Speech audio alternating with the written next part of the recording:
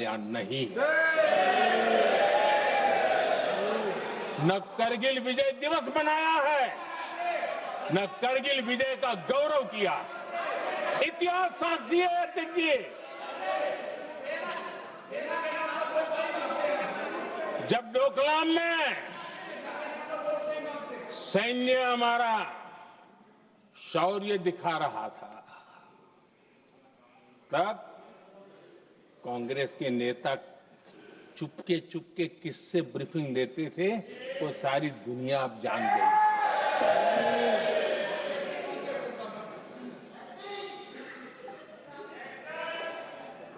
आप निकाल दीजिए पाकिस्तान के सारे बयान और यहां हमारा विरोध करने वाले लोगों के बयान, फुल स्टॉप कॉमा के साथ एक है। क्या कहेंगे इसको? और बुरा लगता है सच बोलते हैं तो। पाकिस्तान के साथ सुर में सुर मिला दिया जाता है। आदरणीय अध्यक्ष जी, देश हैरान है। कांग्रेस ने पाकिस्तान को क्लीन चिट दे दी है।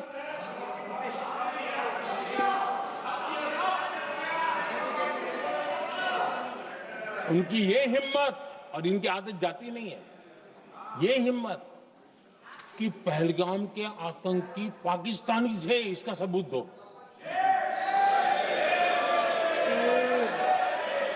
क्या कह रहे हो तुम लोग? तो कौन सा तरीका है? और यही मांग पाकिस्तान कर रहा है जो कांग्रेस कर रही है। और आदरणीय अध्यक्ष जी, आज जब सबूतों की कोई कमी नहीं है, सब कुछ आंखों के सामने दिखता है, तब ये हालत है। अगर ये सबूत ना होते तो क्या करते ये लोग, आप बताइए। आदरणीय अध्यक्ष जी,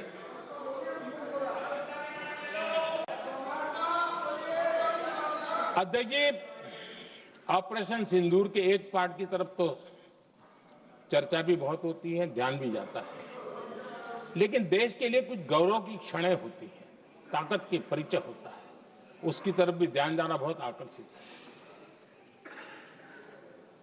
हमारे एयर डिफेंस सिस्टम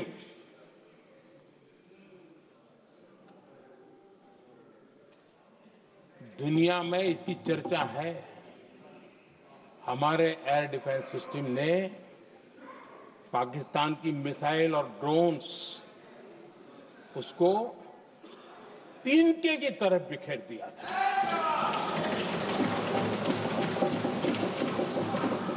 आदरणीय अध्यक्ष जी, मैं एक आंकड़ा आज बताना चाहता हूं, पूरा देश गर्व से भर जाएगा। कुछ लोगों का क्या होगा मैं नहीं जानता, पूरा देश गर्व से भर जाएगा। 9 मई को पाकिस्तान ने करीब 1000 मिसाइलों और आर्म्ड ड्रोन्स के भारत पर बहुत बड़ा हमला करने की कोशिश की। 1000 ये मिसाइलें भारत के किसी भी हिस्से पर गिरती तो वहां भयंकर तबाही मचती, लेकिन 1000 मिसाइल्स और ड्रोन्स को भारत ने आसमान में ही चूर चूर कर दिया।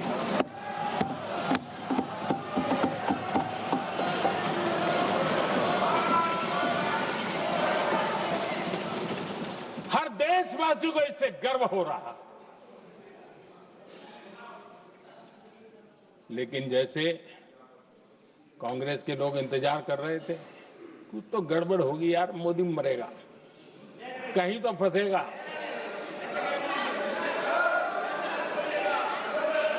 पाकिस्तान ने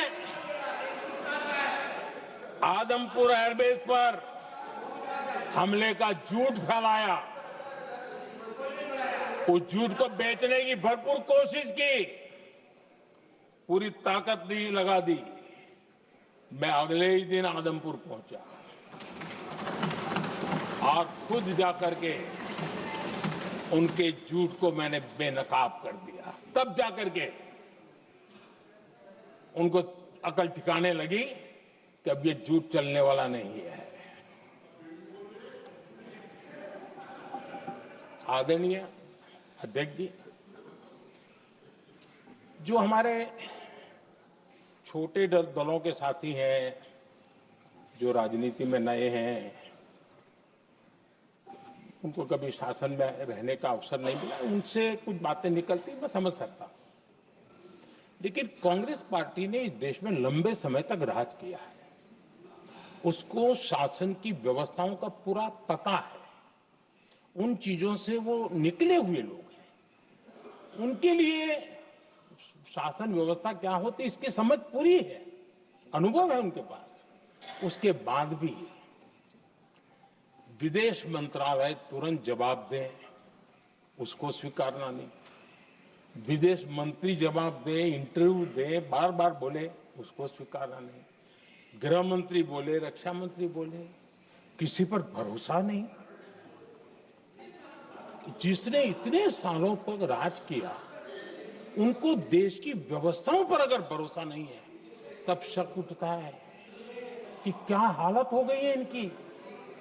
आदरणीय अध्यक्ष जी, अब कांग्रेस का भरोसा पाकिस्तान के रिमोट कंट्रोल से बनता है और बदलता है।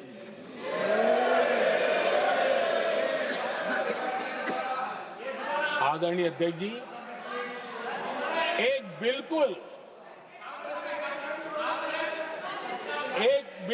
कांग्रेस के नए सदस्य, यानी उनको तो क्षमा करनी चाहिए, नए सदस्य को क्या कहेंगे, लेकिन कांग्रेस के आका जो उनको लिख करके देते हैं और उनसे बुलवाते हैं, खुद में हिम्मत नहीं है, उनसे बुलवाते हैं कि ऑपरेशन सिंदूर ये तो तमाशा था,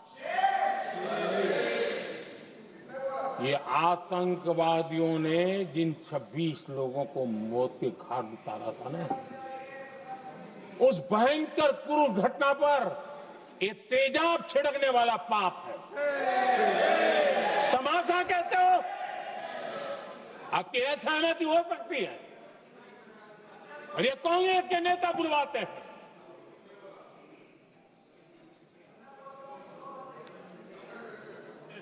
आदरणीय अध्यक्ष जी, पहलगाम के हमलावरों को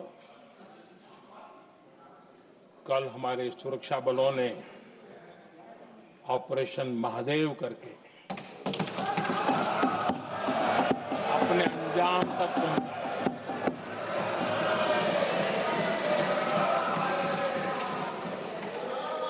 लेकिन मैं हैरान हूं, यहां ठहाके लगा के पूछा गया कि आखिर ये कल ही क्यों हुआ।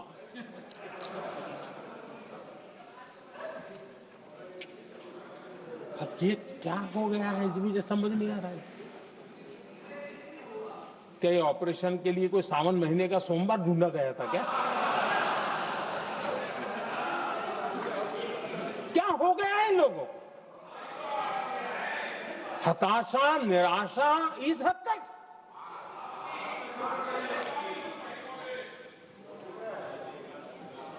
और देखिए मजा, पिछले कई सप्ताह से हाँ ऑपरेशन सिंदूर वगैरह तो ठीक है, पहलगाम के आतंकियों का क्या हुआ, पहलगाम के आतंकियों का अब हुआ तो कल क्यों हुआ।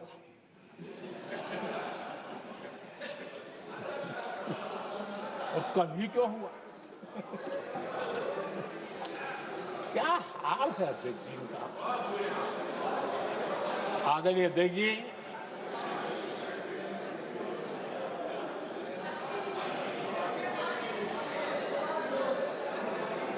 आदरणीय अध्यक्ष जी, शास्त्रों में कहा गया है,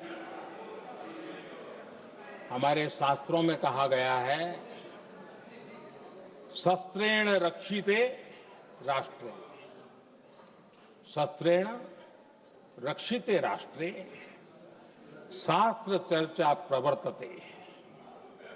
अर्थात जब राष्ट्र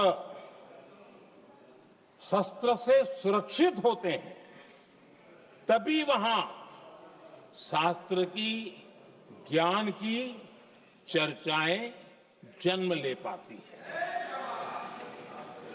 जब सीमा पर सेनाएं मजबूत होती हैं तभी लोकतंत्र प्रखर होता है।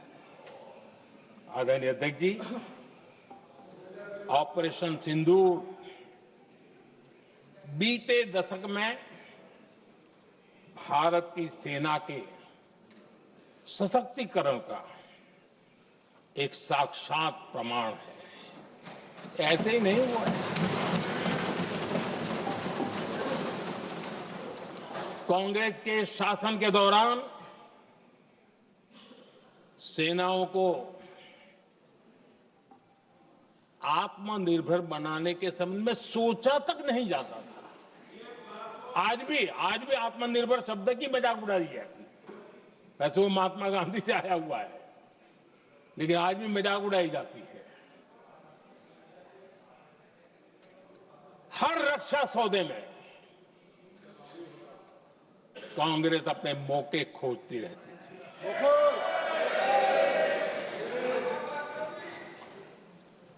छोटे छोटे हथियारों को लिए विदेशों पर निर्भरता, ये इनका कार्यकाल रहा है। Bullet proof jacket, night vision camera तक नहीं होते थे और लंबा लिस्ट है। जीप से शुरू होता है, बफो, हेलीकॉप्टर, हर चीज के साथ घोटाला जुड़ा हुआ है।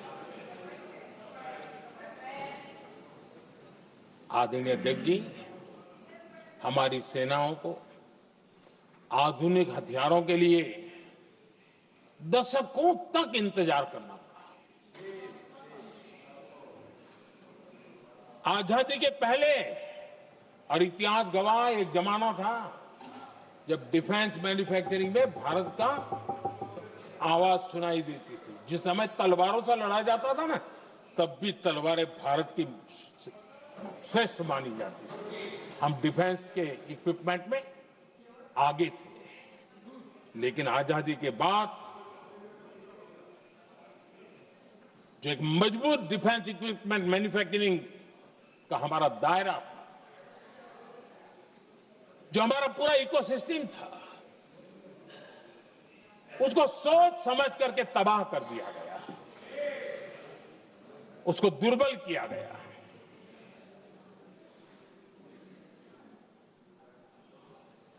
रिसर्च और मैन्युफैक्चरिंग के लिए रास्ते बंद कर दिए गए।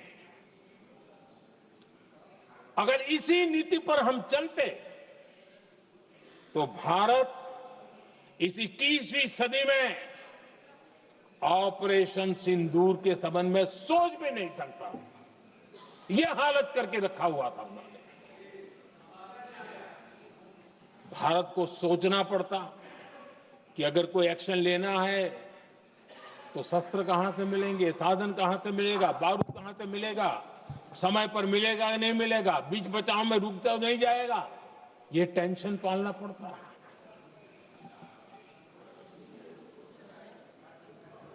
आदरणीय अध्यक्ष जी, बीते एक दशक में मेक इन इंडिया हथियार सेना को मिले, उन्होंने इस ऑपरेशन में बहुत निर्णायक भूमिका निभाई।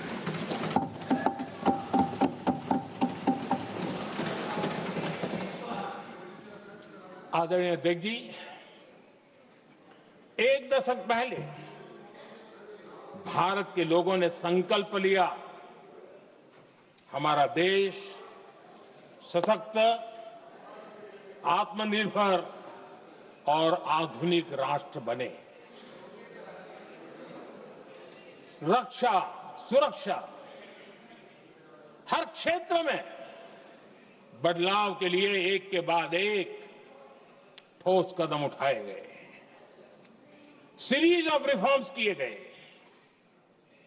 और देश में सेना में जो रिफॉर्म्स हुए हैं, जो आजादी के बाद पहली बार हुए। चीफ ऑफ डिफेंस स्टाफ की नियुक्ति, ये विचार कोई नया नहीं था, दुनिया में प्रयोग भी चलते हैं, भारत में निर्णय नहीं होते थे।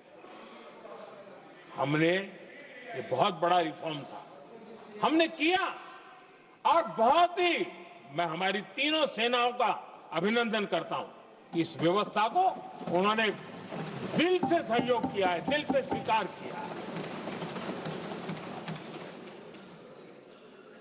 सबसे बड़ी ताकत जॉइंटनेस और इंटीग्रेशन की। इस समय नेवी हो, एयरफोर्स हो, आर्मी हो, ये इंटीग्रेशन और जॉइंटनेस ने हमारी ताकत को अनेक गुना बढ़ा दिया और उसका परिणाम भी हमें नजर में आया है, ये हमने करके दिखाया है। सरकार की जो डिफेंस प्रोडक्शन की कंपनियां थी, उसमें हमने रिफॉर्म किए। शुरुआत में वहां पर आग लगाना, आंदोलन करवाना, हड़तालें करवाने के खेल चल रहे थे, अभी भी बंद नहीं हुए हैं, लेकिन देश हित को सर्वोपरि मान करके उन डिफेंस इंडस्ट्री के हमारे जो लोग थे सरकारी व्यवस्था में, उन्होंने इसको मन से लिया, रिफॉर्म को स्वीकार किया और वो भी आज बहुत प्रोडक्टिव बन गए। इतना ही नहीं, हमने प्राइवेट सेक्टर के लिए भी डिफेंस के दरवाजे खोल दिए हैं और आज भारत का प्राइवेट सेक्टर आगे आ रहा है। आज स्टार्टअप्स डिफेंस के क्षेत्र में हमारे 27-30 साल के नौजवान, टियर 2, टियर 3 सिटी के नौजवान, कई कुछ जगह तो बेटियां स्टार्टअप का नेतृत्व कर रही है। डिफेंस के सेक्टर में सैकड़ों की तादाद में आज स्टार्टअप काम कर रहे हैं।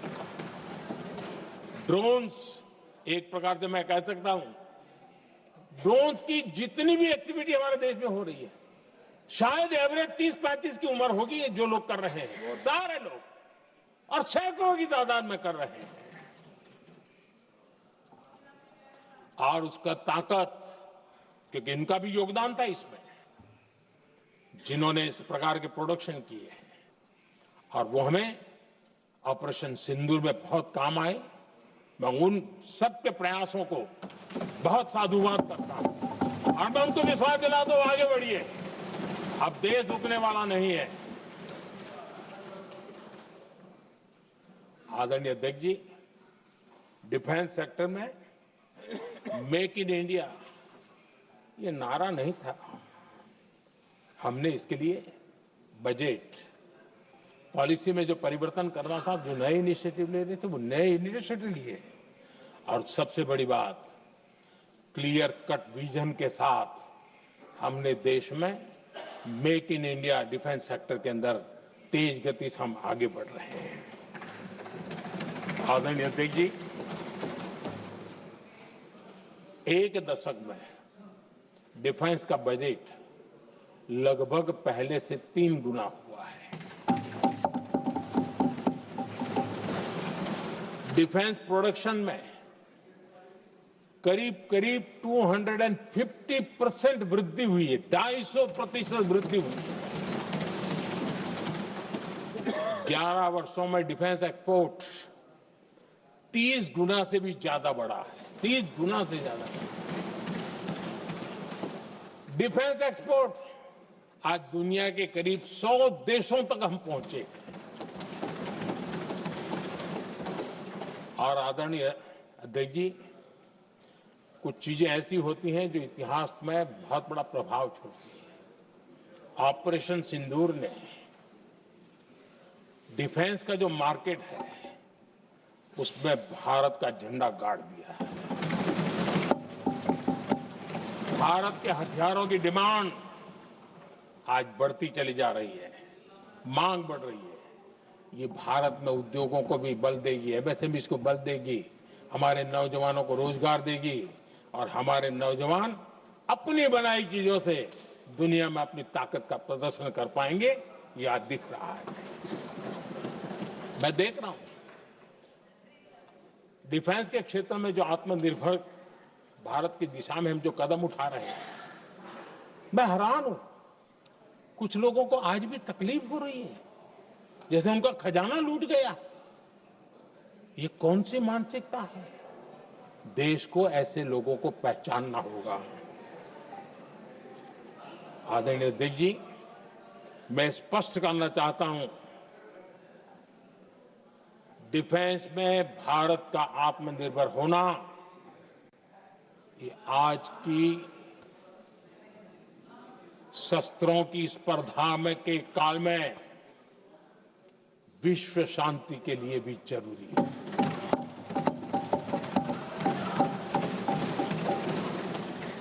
मैं पहले भी कह चुका हूं, भारत युद्ध का नहीं, बुद्ध का देश है। हम समृद्धि, शांति चाहते हैं, लेकिन हम ये कभी न भूले कि समृद्धि का और शांति का रास्ता शक्ति से ही गुजरता है।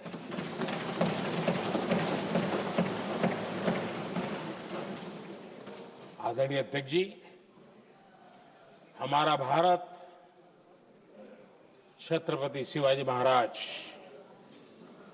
महाराजा रणजीत सिंह, राजेंद्र चोला, महाराणा प्रताप, लसित बोरफुकन और महाराजा सुहेलदेव का देश है।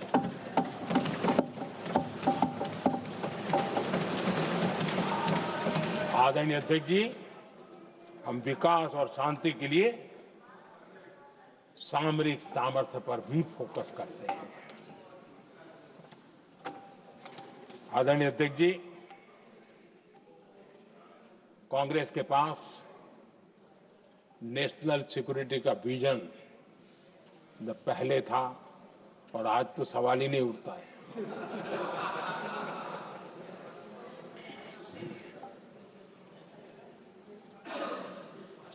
कांग्रेस ने हमेशा नेशनल सिक्योरिटी पर समझौता किया। आज जो लोग पूछ रहे हैं पीओके को वापस क्यों नहीं लिया, वैसे ये सवाल मुझे ही पूछ सकते हैं और किसको पूछ सकते हैं।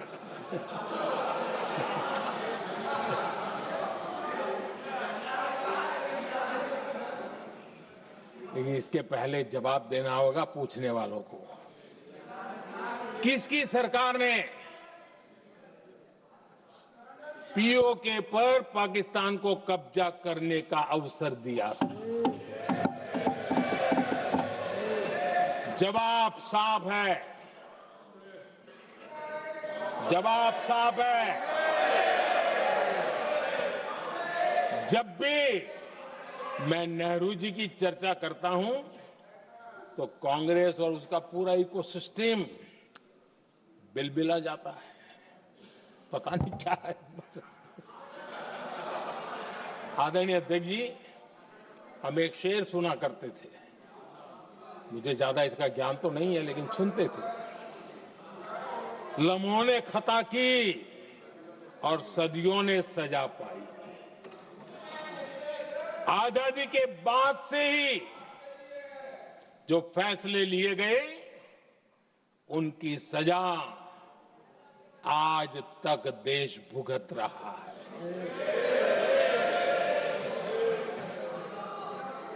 यहां बार बार एक बात का जिक्र हुआ और मैं फिर से करना चाहूंगा। अक्साई चीन की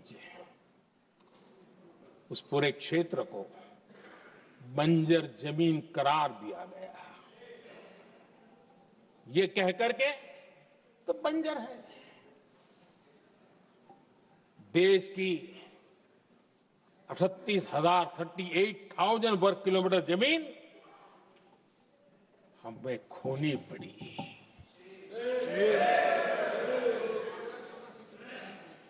आदरणीय अध्यक्ष जी, मैं जानता हूं मेरी कुछ बातें चुभने वाली है।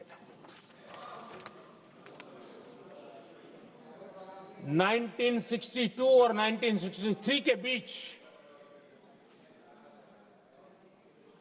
कांग्रेस के नेता जम्मू कश्मीर के पूंछ, उरी, नीलम वैली और किशनगंगा को छोड़ देने का प्रस्ताव रख रहे थे। भारत की भूमि,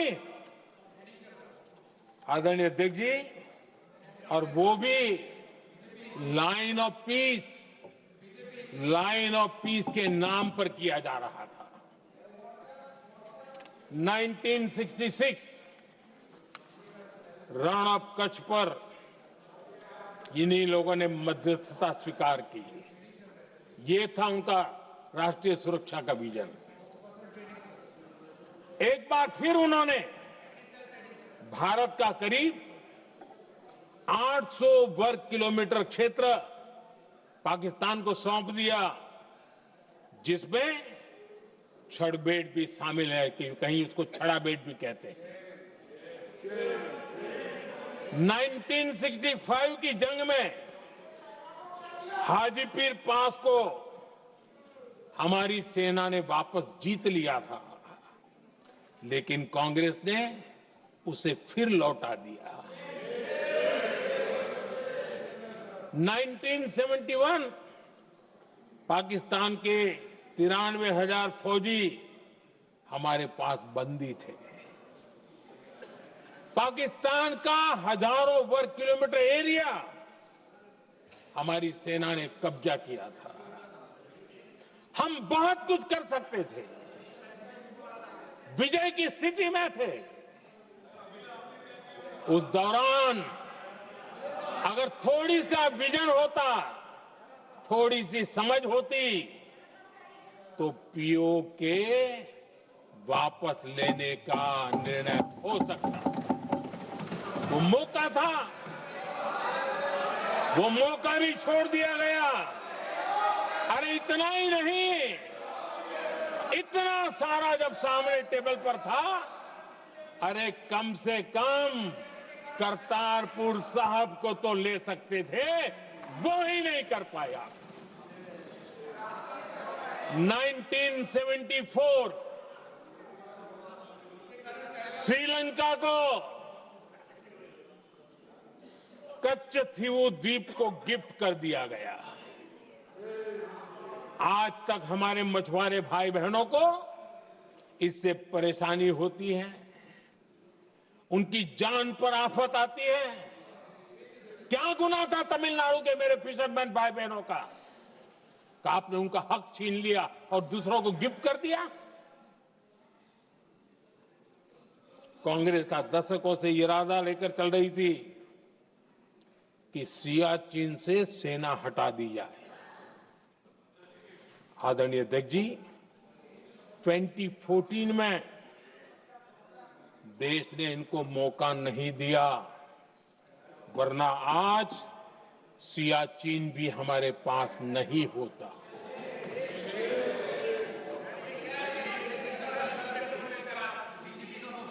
आदरणीय अध्यक्ष जी, आजकल कांग्रेस के जो लोग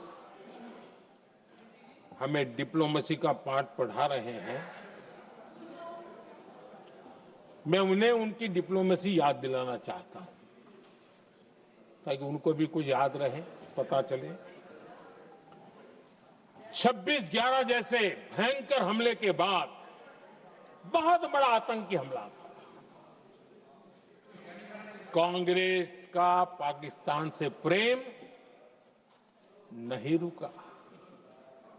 इतनी बड़ी घटना 26/11 की हुई थी। विदेशी दबाव में हमले के कुछ हफ्तों के भीतर ही कांग्रेस सरकार ने पाकिस्तान से बातचीत शुरू कर दी। आदरणीय अध्यक्ष जी, कांग्रेस सरकार ने 26/11 की इतनी बड़ी घटना के बाद भी एक भी डिप्लोमेट को भारत से बाहर निकालने की हिम्मत नहीं की। छोड़ो, इधर एक वीजा तक कैंसिल नहीं किया, एक वीजा तक कैंसिल नहीं कर पाए थे। देश पर पाकिस्तानी स्पॉन्सर्ड बड़े बड़े हमले होते गए, लेकिन यूपीए सरकार ने पाकिस्तान को मोस्ट फेवर्ड नेशन का दर्जा देकर रखा था। वो कभी वापस नहीं लिया था। एक तरफ देश मुंबई के हमले का ये न्याय मांग रहा था, दूसरी तरफ कांग्रेस पाकिस्तान के साथ व्यापार करने में लगी थी।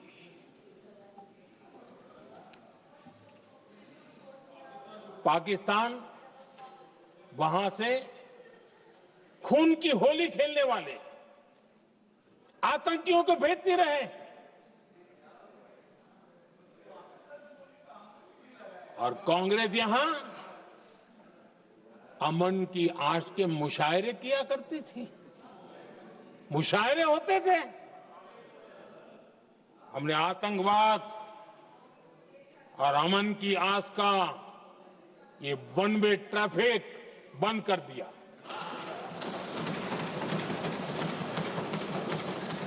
हमने पाकिस्तान का एमएफएन का दर्जा रद्द किया, वीजा बंद किया।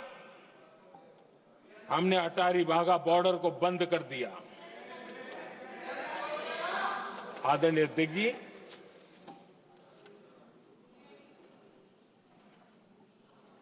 भारत के हितों को गिरवी रख देना ये कांग्रेस की पार्टी की पुरानी आदत है।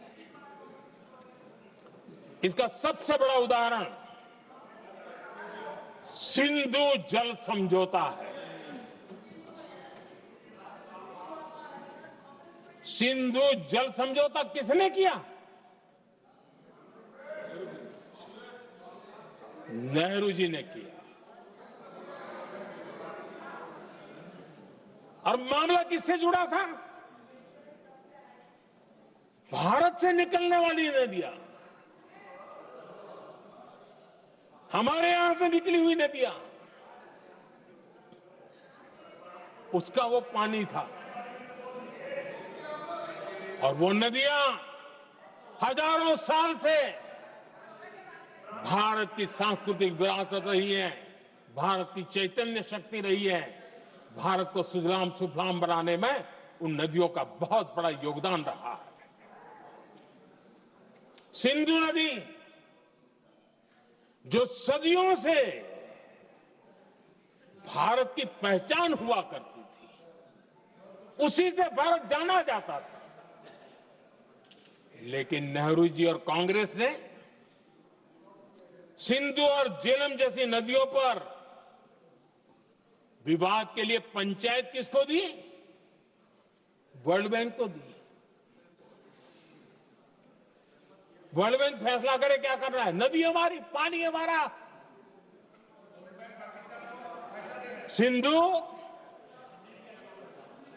सिंधु जल समझौता सीधा सीधा भारत की अस्मिता और भारत के स्वाभिमान के साथ किया गया बहुत बड़ा धोखा था।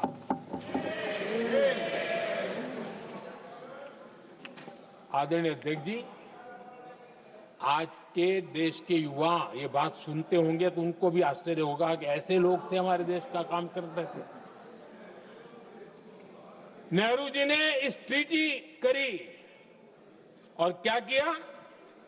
ये जो पानी था, जो नदियां थी, जो भारत से निकल रही थी, उन्होंने 80% पानी पाकिस्तान को देने के लिए वो राजी हो गए।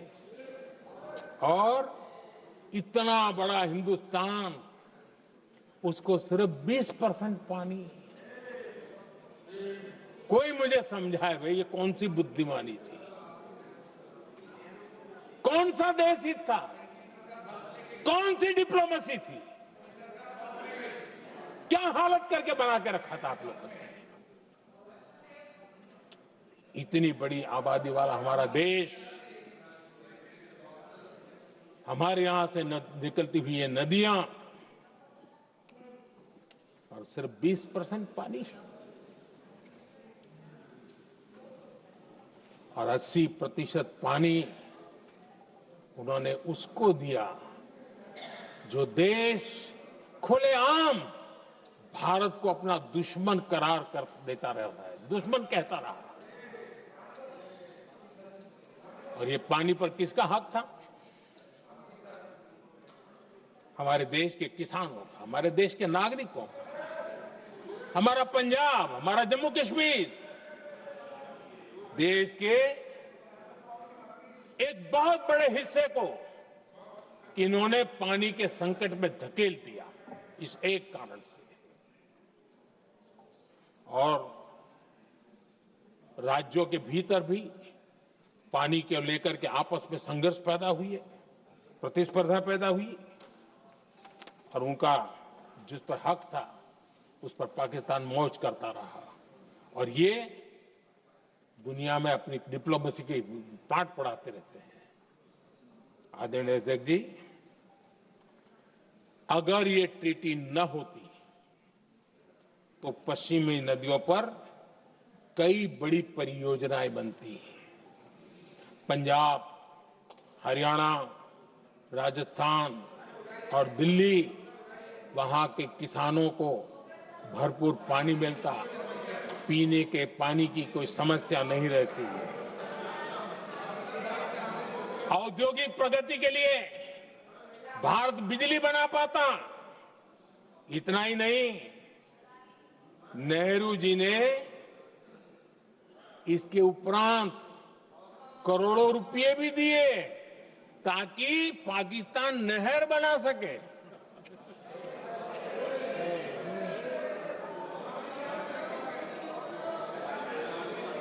आदरणीय अध्यक्ष जी, इससे भी बड़ी बात, देश चौंक जाएगा।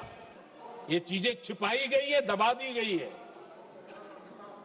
कहीं भी बांध बनता है तो उसमें एक मैकेनिज्म होता है उसकी सफाई का, डीसिल्टिंग का। उसमें जो मिट्टी भर जाती है, बाकी घास वगैरह आकर के भर जाता है तो उसकी कैपेसिटी कम होती है, तो उसकी सफाई के लिए यानी इनबिल्ट व्यवस्था होती है। नेहरू जी ने पाकिस्तान के कहने पर यह शर्त स्वीकार की है कि इन बांध में जो मिट्टी आएगी, कूड़ा कचरा आएगा और बांध भर जाएगा, इसकी सफाई नहीं कर सकते, डीसिल्टिंग नहीं कर सकते हैं। बांध हमारे यहां, पानी हमारा, लेकिन निर्णय पाकिस्तान का कि आप डीसिल्टिंग नहीं कर सकते। इतना ही नहीं, जब इस बार मैं डिटेल में गया तो एक बांध तो ऐसा है कि जहां ये डीसिल्टिंग के लिए जो गेट होता है ना, उसको वेल्डिंग कर दिया गया है ताकि कोई गलती से भी खोल करके वो मिट्टी को निकाल ना दे। पाकिस्तान ने नेहरू जी से लिखवा लिया था कि भारत बिना पाकिस्तान की मर्जी अपने बांधों में जमा होने वाली मिट्टी साफ नहीं करेगा, डीसिल्टिंग नहीं करेगा। ये समझौता देश के खिलाफ था और बाद में नेहरू जी को भी ये गलती माननी पड़ी। इस समझौते में निरंजन दास गुलाटी करके एक सज्जन उसमें जुड़े हुए थे। उन्होंने एक किताब लिखी है। उस किताब में उन्होंने लिखा है कि फरवरी 1961 में नेहरू ने उनसे कहा था, गुलाटी, मुझे उम्मीद थी कि यह समझौता अन्य समस्याओं के समाधान का रास्ता खोलेगा, लेकिन हम वहीं हैं जहां पहले थे। ये नेहरू जी ने कहा। नेहरू जी केवल तत्कालिक प्रभाव देख पा रहे थे, इसलिए उन्होंने कहा कि हम वहीं के वहीं हैं। लेकिन सच्चाई ये कि इस एग्रीमेंट के कारण देश बहुत पिछड़ गया देश बहुत पीछे चल गया और देश का बहुत नुकसान हुआ। हमारे किसानों को नुकसान हुआ, हमारी खेती को नुकसान हुआ। और नेहरू जी उस डिप्लोमेसी को जानते थे जिसमें किसान का कोई वजूद ही नहीं था। यह हाल करके रखा था उन्होंने। आदरणीय अध्यक्ष जी, पाकिस्तान आगे दशकों तक भारत के साथ युद्ध और छद्म युद्ध, प्रॉक्सी वॉर करता ही रहा। लेकिन कांग्रेस की सरकारों ने बाद में भी सिंधु जल समझौते की तरफ देखा तक नहीं, नेहरू जी की गलती को सुधारा तक नहीं। आदरणीय अध्यक्ष जी, लेकिन अब भारत ने पुरानी गलती को सुधारा है, ठोस निर्णय लिया है। भारत ने नेहरू जी द्वारा किए गई बहुत बड़ी ब्लंडर, सिंधु जल समझौते को देश हित में, किसानों के हित में एबेंस में रख दिया है। देश का अहित करने वाला ये समझौता अब इस रूप में आगे नहीं चल सकता। भारत ने तय कर दिया है, खून और पानी साथ साथ नहीं बह सकते।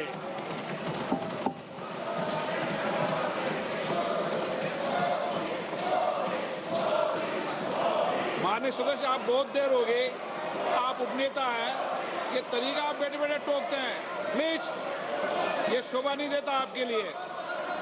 बैठिए बैठिए बैठिए, आदरणीय बैठिए, शोभा नहीं देता आपका। अध्यक्ष जी, आप उपनेता, अपनी मर्यादा बना के रखें। चलिए बैठिए। वहां बैठे साथी आतंकवाद पर लंबी लंबी बातें करते हैं। जब ये सत्ता में था, जुड़े हुए हैं,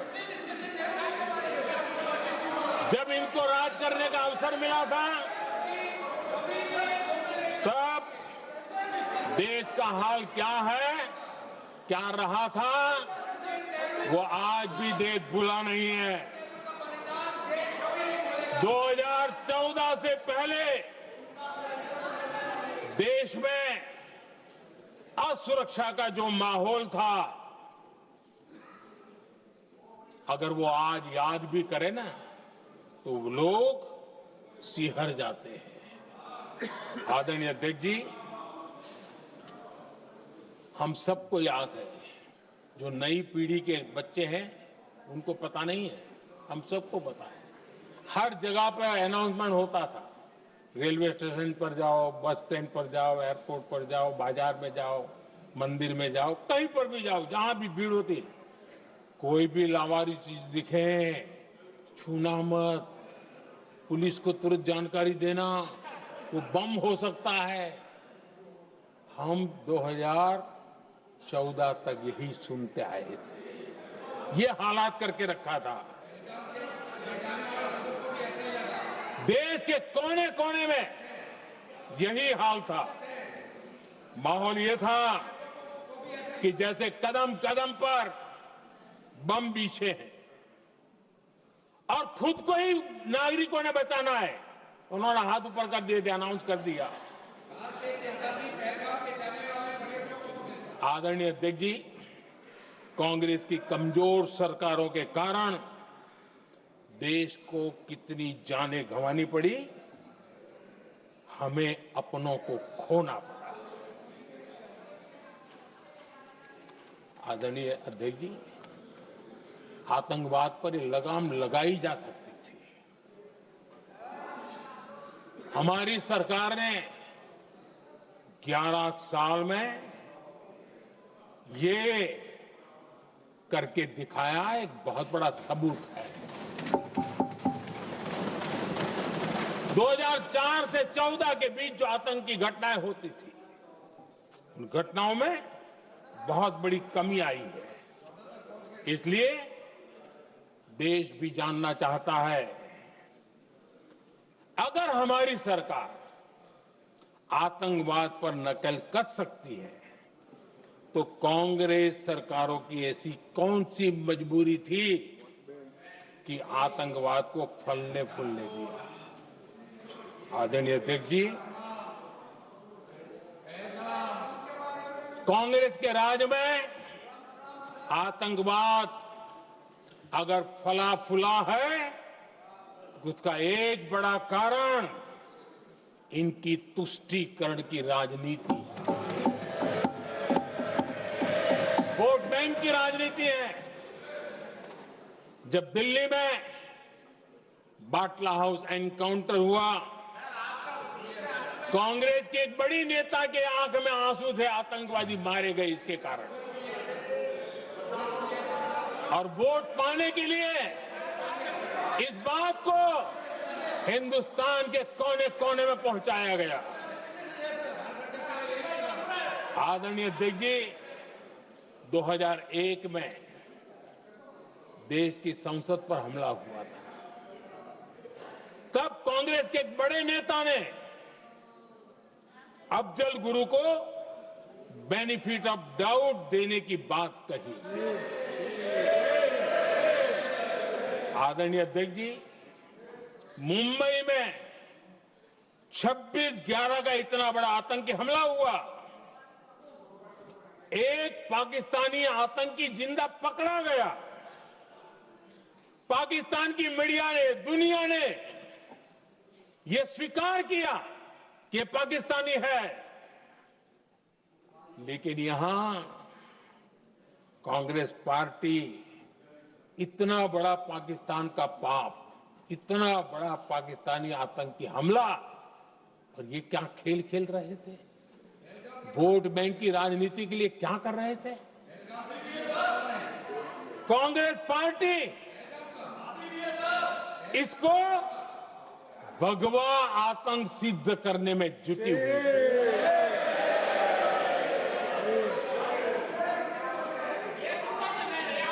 कांग्रेस दुनिया को हिंदू आतंकवाद की थ्योरी बेचने में लगी हुई थी।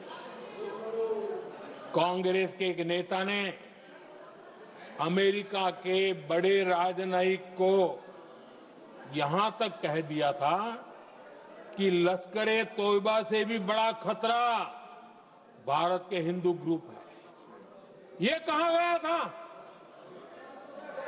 तुष्टीकरण के लिए कांग्रेस ने जम्मू कश्मीर में भारत का संविधान, बाबा साहब अंबेडकर का संविधान, उसे जम्मू कश्मीर में पैर नहीं रखने दिए। इन्होंने घुसने नहीं दिया, उसे बाहर रखा। तुष्टीकरण और वोट बैंक की राजनीति के लिए कांग्रेस हमेशा देश की सुरक्षा को बलि चढ़ाती रही। आदरणीय अध्यक्ष जी, तुष्टीकरण के लिए ही कांग्रेस ने आतंकवाद से जुड़े कानूनों को कमजोर किया। गृहमंत्री जी ने आज विस्तार से सदन में कहा है, इसलिए मैं इसको रिपीट करना नहीं चाहता। आदरणीय अध्यक्ष जी, मैंने इस सत्र की शुरुआत में आग्रह किया था, मैंने कहा था कि दल हित में हमारे मत मिले न मिले, दल हित में हमारे मत मिले न मिले, देश हित में हमारे मन जरूर मिलने चाहिए। पहलगाम की विभीषिका ने हमें गहरे घाव दिए हैं, उसने देश को झकझोर दिया है। इसके जवाब में हमने ऑपरेशन सिंदूर किया तो सेनाओं के पराक्रम ने, हमारे आत्मनिर्भर अभियान ने देश में एक सिंदूर स्पिरिट पैदा किया है।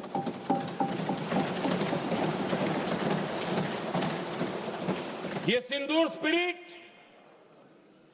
हमने तब भी देखी जब दुनिया भर में हमारे प्रतिनिधिमंडल भारत की बात बताने गए। मैं उन सभी साथियों को बहुत बहुत बधाई देता हूं। आपने बहुत ही प्रभावी ढंग से भारत की बात डंके की चोट पर दुनिया के सामने रखी। लेकिन मुझे दुख इस बात का है, हैरानी भी है, जो खुद को कांग्रेस के बड़े नेता समझते हैं, उनके पेट में दर्द हो रहा है कि भारत का पक्ष दुनिया के सामने क्यों रखा गया। शायद कुछ नेताओं को सदन में बोलने पर भी पाबंदी लगा दी गई है। आदरणीय अध्यक्ष जी, इस मानसिकता से बाहर निकलने की जरूरत है। कुछ पंक्तियां मेरे मन में आती हैं, मैं अपने भाव व्यक्त करना चाहता हूं। आदरणीय अध्यक्ष जी, करो चर्चा और इतनी करो, करो चर्चा और इतनी करो कि दुश्मन दहशत से दहल उठे। दुश्मन दहशत से दहल उठे। रहे ध्यान बस इतना ही, रहे ध्यान बस इतना ही, मान सिंदूर और सेना का प्रश्नों में भी अटल रहे।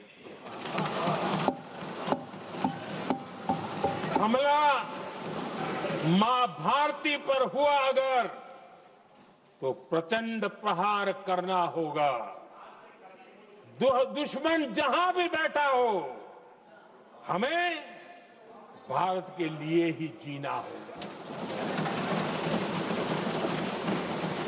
मेरा कांग्रेस के साथियों से आग्रह है कि एक परिवार के दबाव में पाकिस्तान को क्लीन चिट देना बंद कर दें। जो देश की विजय की क्षण है, कांग्रेस उसे देश के उपहास का क्षण न बनाए। कांग्रेस अपनी गलती सुधारें। मैं आज सदन में फिर स्पष्ट करना चाहता हूं, अब भारत आतंक की नर्सरी में ही आतंकियों को मिट्टी में मिलाएगा।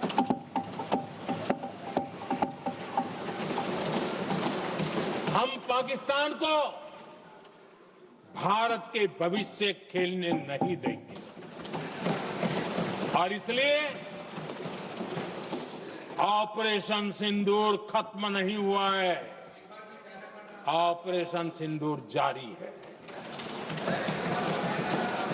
और ये पाकिस्तान के लिए भी नोटिस है। वो जब तक भारत के खिलाफ आतंक का रास्ता रोकेगा नहीं, तब तक भारत एक्शन लेता रहेगा। भारत का भविष्य सुरक्षित और समृद्ध होगा, यही हमारा संकल्प है। इसी भाव के साथ मैं फिर से सभी सदस्यों को सार्थक चर्चा के लिए धन्यवाद देता हूं। और आदरणीय अध्यक्ष जी, मैंने भारत का पक्ष रखा है, भारत के लोगों की भावनाओं को व्यक्त किया है। मैं सदन का फिर से आभार व्यक्त करता हूं। बहुत बहुत धन्यवाद।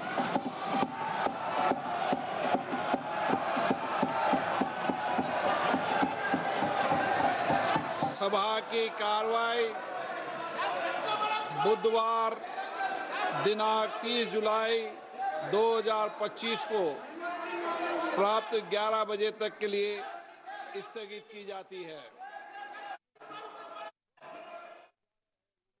लोकसभा में प्रधानमंत्री नरेंद्र मोदी का ऑपरेशन सिंदूर पहलगाम हमले को लेकर चर्चा पर जवाब और राहुल गांधी नेता प्रतिपक्ष के हमलों के बाद जब प्रधानमंत्री नरेंद्र मोदी आए तो उन्होंने कांग्रेस की हर सरकार और उनके लिए गए फैसलों को कसौटी पर कसा।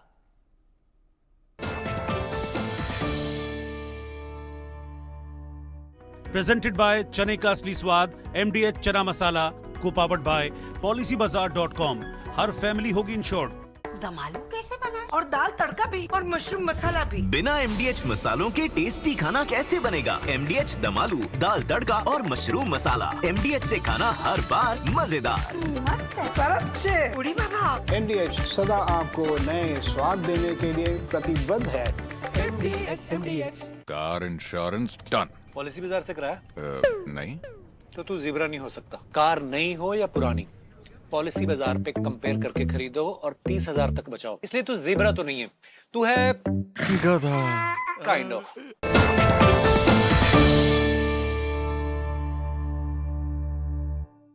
जब जब भूख सताए MDH याद आए, सेहत और न्यूट्रिशन मिले, बॉडी क्या स्ट्रॉन्ग बने, थोड़ा खा के पेट भरे, डाइजेशन को ना दे धोखा। MDH सोयाबीन का चोखा। MDH सोयाबीन बढ़िया नगेट्स, सोया चूरा और सोया चाप। MDH सोयाबीन असली protein. MDH smile.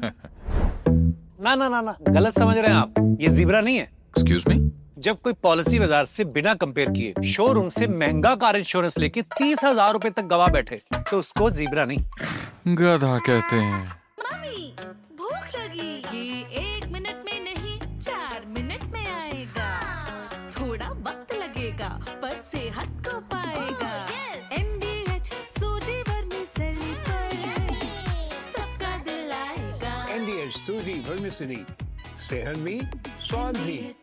Associate sponsor Goldy मसाले लाए हैं फ्रेश लॉक टेक्नोलॉजी जो रखे मसालों को हर समय फ्रेश। गोल्डी मसाले। Car insurance done. पॉलिसी बाजार से कराया? नहीं। तो तू ज़ेब्रा नहीं हो सकता। कार नई हो या पुरानी, पॉलिसी बाजार पे कंपेयर करके खरीदो और 30,000 तक बचाओ। इसलिए तू ज़ेब्रा तो नहीं है, तू है गधा। Kind of.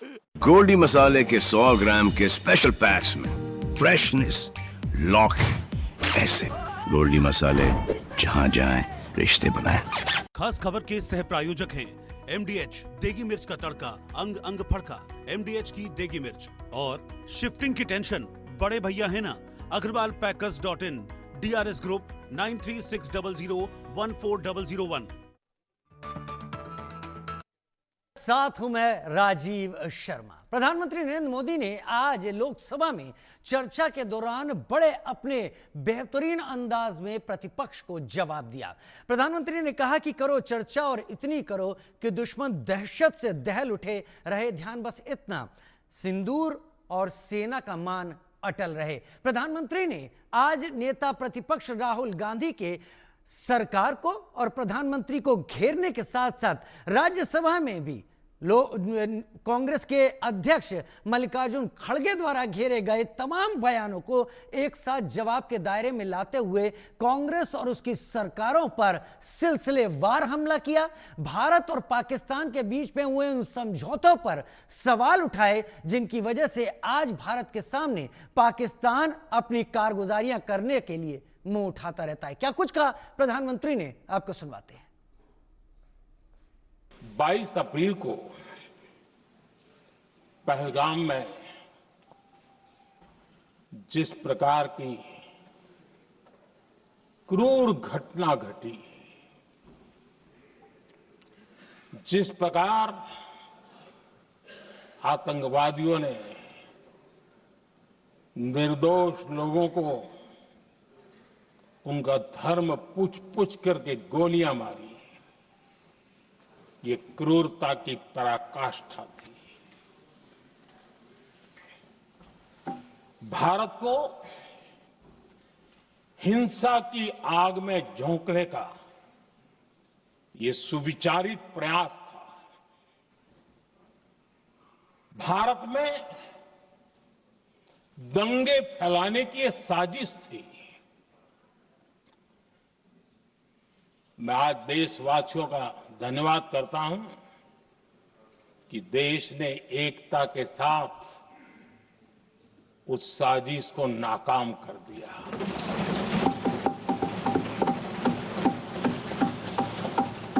आदरणीय अध्यक्ष जी, 22 अप्रैल के बाद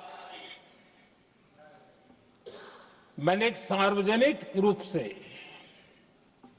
और विश्व को समझ में आए इसलिए कुछ अंग्रेजी में भी वाक्यों का प्रयोग किया था और मैंने कहा था कि हमारा संकल्प है, हम आतंकियों को मिट्टी में मिला देंगे।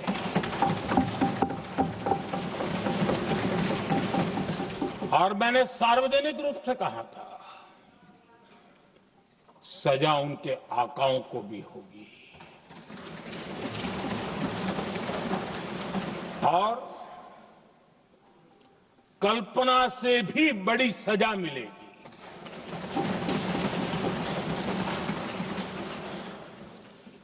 22 अप्रैल को मैं विदेश था, मैं तुरंत लौट के आया और आने के तुरंत बाद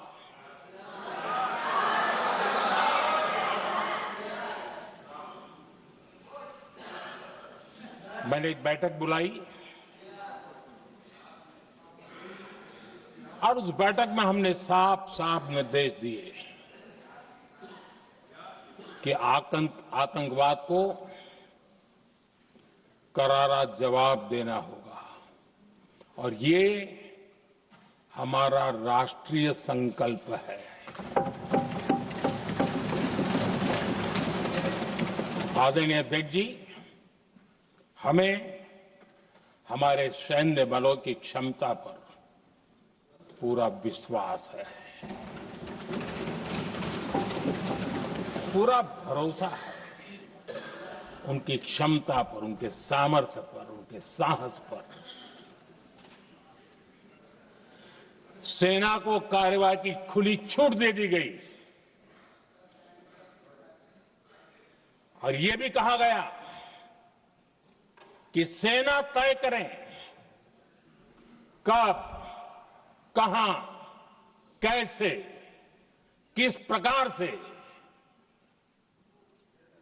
ये सारी बातें उस मीटिंग में साफ साफ कह दी गई।